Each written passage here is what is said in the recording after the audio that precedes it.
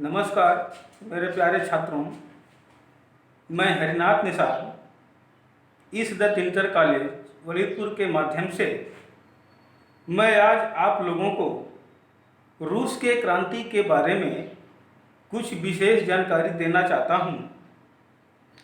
रूस के क्रांति के 4 परिणाम क्या थे, विश्व पर इसका क्या प्रभाव पड़ा, इसी विषय पर मैं आप लोगों को कुछ विशेष चर्चा के रूप में अपनी बातों को प्रेषित कर रहा हूं। प्यारे छात्रों, 1917 ईस्वी की रूसी क्रांति 20वीं शताब्दी के इतिहास की एक महत्वपूर्ण घटना है।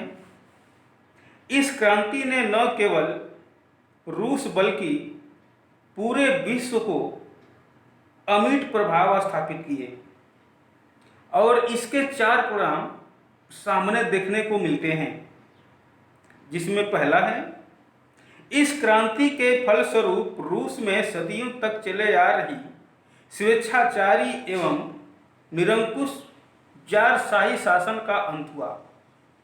दूसरा, इस क्रांति के परिणाम स्वरूप रूस में किसानों तथा श्रमिकों पर हो रहे शोषण को खत्म किया गया। नंबर तीसरा है, अभिजात वर्ग, जिसको हम सामंत वर्ग के नाम से जानते हैं, चर्च की शक्ति का अंत हो गया।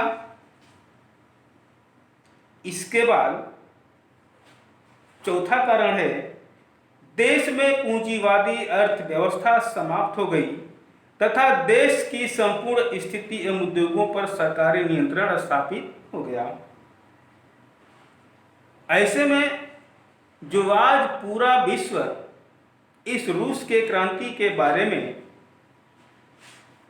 जो भी कुछ देखने को मिला है, उसमें केवल राजा के विरोध में उसके द्वारा की गई अत्याचार, जनता का शोषण प्रमुख रूप से हम सबके सामने देखने को मिला है। रूस में बर्बर जो जनता पर अत्याचार किए जा रहे थे, रूस का तत्कालीन शासक स्वयं एक क्रूर एवं निर्दयी राजा था। उसने अपनी शासन काल में जनता के साथ अमानवीय व्यवहार किया। इन बातों से जनता क्षुब्ध होकर अनेक श्रमिक 22 जनवरी 1905 ईस्वी को अपनी मांगों को पूरा करने के लिए सेंट पीटर्सबर्ग के दुर्ग में एकत्रित हुए। उन्होंने जार के सामने अपनी मांगें रखी। जार के आदेश से शाही सैनिकों ने उन पर गोली चला दी, जिसके परिणाम स्वरूप श्रमिक मारे गए। यह घटना रूस में खूनी रविवार के नाम से जाना जाता है, जो 1905 की क्रांति है।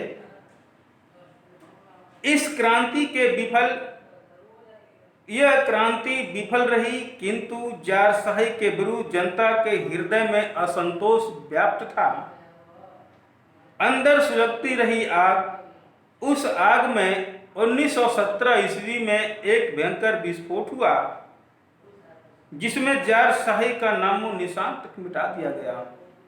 मेरे प्यारे दोस्तों, छात्रों, इन सभी बातों के साथ मैं अपनी बातों को खत्म करता हूं। अगले की कड़ी में रूसी क्रांति में लेनिन के योगदान का वर्णन आप लोग अगली वीडियो में जानोगे कि लेनिन का इस क्रांति से क्या संबंध था। मैं अगली वीडियो में बताऊंगा। तब तक के लिए धन्यवाद।